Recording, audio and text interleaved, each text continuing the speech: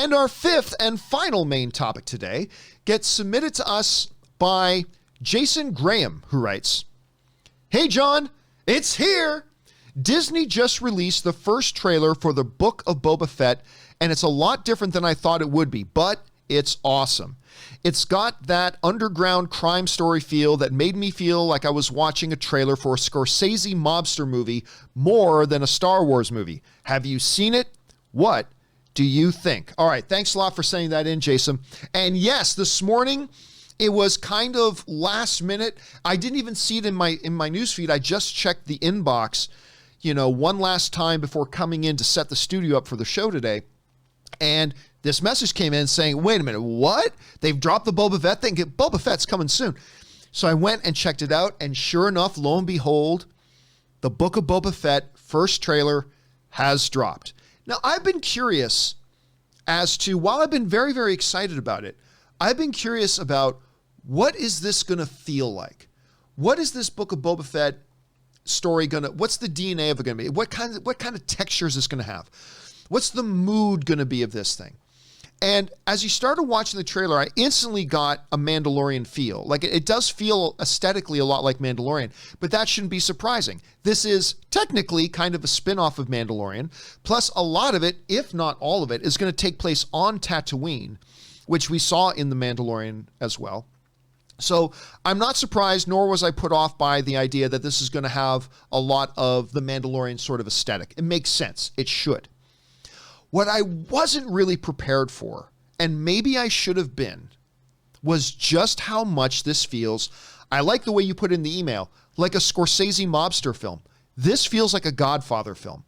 And this makes total sense because for you guys who know the history of unmade Boba Fett projects over the years, you guys know that for a long time, years, Lucasfilm was trying to get this kind of Star Wars underworld movie going. They wanted a Star Wars movie or show, some kind of project that really focused on the underworld, the criminal underworld of Star Wars, right?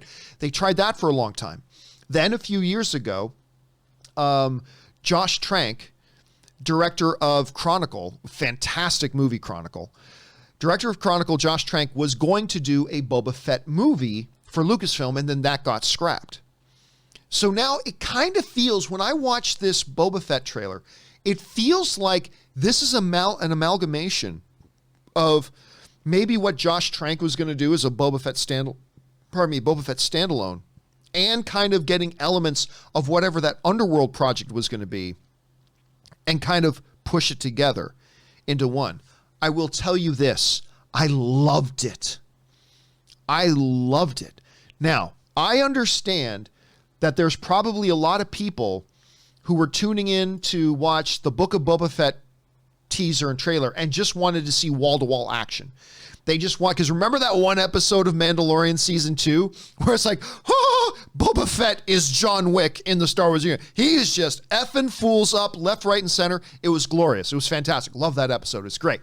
But I think there were probably a lot of fans that were looking forward to this Book of Boba Fett trailer, and we're kind of hoping to see a lot of that. And there's definitely action in the trailer. There is.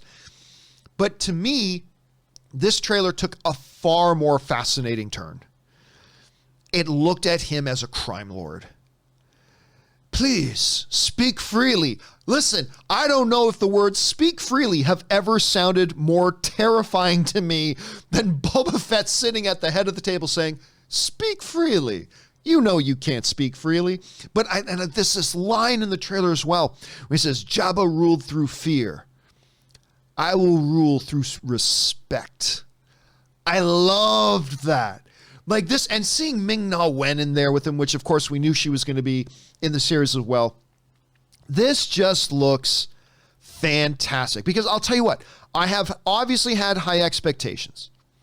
I've had high expectations for this show because I love the character and I love what they did with him in Mandalorian season 2.